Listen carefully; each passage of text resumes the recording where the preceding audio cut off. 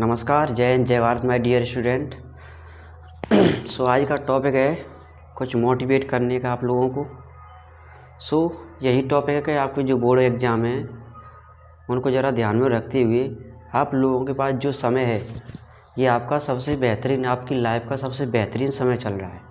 ठीक है, तो इस जो आपका जो यह टाइम है ये आपकी पूरी ज़िंदगी में ना कभी मिलने वाला है और ना आने वाला है। फ्रेंडों के साथ शादी, पार्टी और अन्य जगह यानी फ्रेंडों के यहाँ पर कृपया इसको थोड़े समय के लिए अवॉइड करें।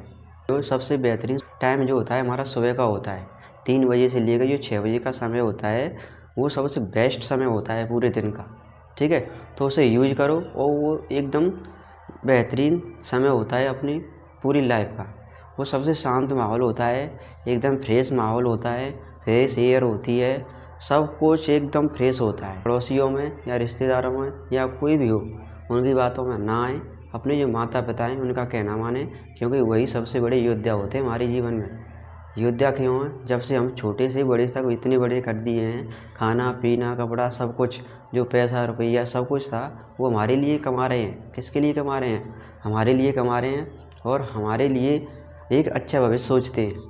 माता पिता के सिवाय इस संसार में कोई नहीं है कि आपके अच्छे भविष्य के लिए सोच सके। ठीक है, तो माँ हुई बेटे या बेटी को कभी ये शिक्षा नहीं देगी कि तू पढ़ने ना जा। पता है, माँ को पता है कि जो हम संघर्ष कर रहे हैं, जो हमारे पुत्र या बेटी बेटा कभी ना करें और पढ़ लिख कर एक अच्छी हैसियत हासिल करें समाज में। ठीक है, तो अपना और अपने माँ बाप का ध्यान रखते हुए और अपनी जो मेहनत है उसको अच्छी तरह से करते रहें और लगातार अपनी मेहनत करें। कंटिन्यू का मतलब ये है कि जो चैप्टर दिए जा रहे हैं, जो आपका काम दिया जा रहा है उसे उसी टाइम पे करें, कल के लिए मत टालें। जिस दिन आपके पिताजी के साथ, आपकी माँ के साथ आप एक अच्छी हैसियत यानी एक जो पर्पज़ के लिए आप पढ़ना चाहते हो उस पर्पज़ को अगर पूरा हासिल करके ले जाना चाहते हो तो उस पिता की खुशी कुछ अलग ही होगी उस टाइम। ठीक है, तो अपने माँ बाप का नाम रोशन करो और अच्छी तरह से पढ़ाई करो।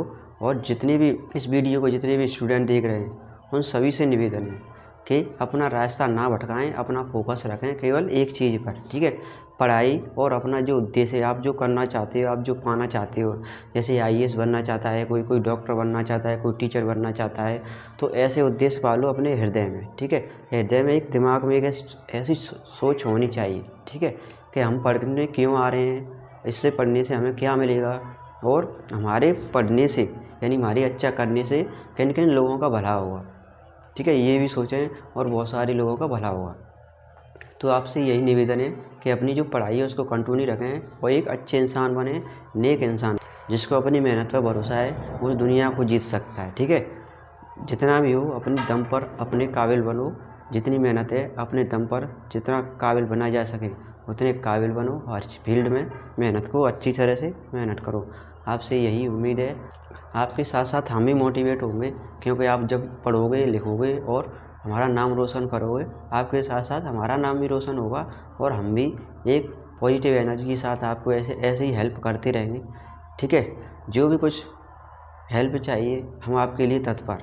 ठीक है, सबसे पहले आप जो पढ़ रहे हैं लिख रहे हैं उसके लिए हमारे माँ बाप खुश होते हैं। ठीक है, उस माँ बाप की गरीबी, माँ बाप तो गरीब हो गए, पैदा हो गए, पर उस गरीब घर में आप जैसे लोग पढ़े लिखे नहीं उस गरीबी को हटा पा रहे हैं तो आपके लिए धिक्कार है। ठीक है, अगर आप उस गरीबी को दूर नहीं हटा पा रहे हो, चलो कोई बात नहीं, माँ बाप गरीब हो गए तो हमें तो अलग उद्देश्य मिला है, उन्होंने जैसा माहौल नहीं मिला था उस टाइम तो नहीं पढ़ पाए, पर हमें तो पूरा माहौल मिल रहा है, पूरा समय मिल रहा है। तो उस समय का सही सदुपयोग करें और जो भी हो अपने काम है अपना काम पर ईमानदारी से फोकस रखें।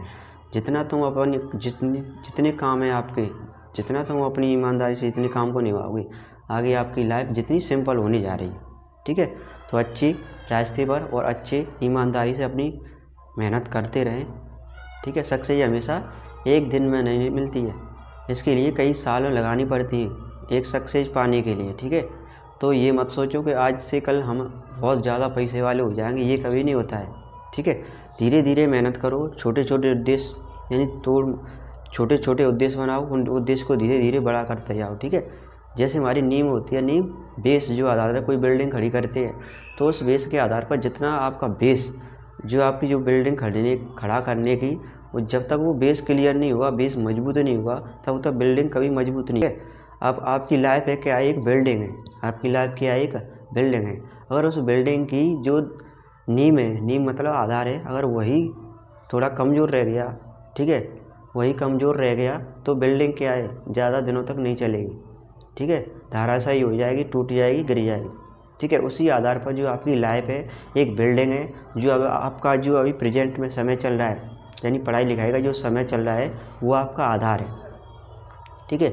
और उस आधार को मतलब पढ़ाई है, अगर पढ़ाई को अपनी मजबूती के साथ इस ईमानदारी से करोगे, यानी 10th है 12th है, इनको अच्छी तरह से कर लो, तो आपकी जो नींव है, यानी आपकी जो लाइफ एक बिल्डिंग रूपी लाइफ है, वह बिल्डिंग ज़्यादा दिनों तक चलेगी, ज़्यादा सालों तक टिकेगी और अच्छी तरह से मजबूत हो जाएगी और उसको कोई गिराने वाला नहीं होगा, ठीक है। सो अभी से मेहनत करें, अच्छी मेहनत करें और अपने आधार मतलब जो अभी प्रेजेंट में चल रहा है उसको मजबूत करें और मेहनत अच्छी करें, ईमानदारी से करें और अच्छी तरह से अच्छी दिशा में जाएं।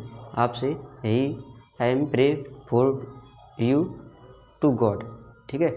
मैं भगवान से प्रार्थना करता हूँ आप सभी लोगों को भगवान एक अच्छे मार्ग पर ले जाए और आप भी अच्छी तरह से मेहनत करें। Thank you. जय हिंद, जय भारत।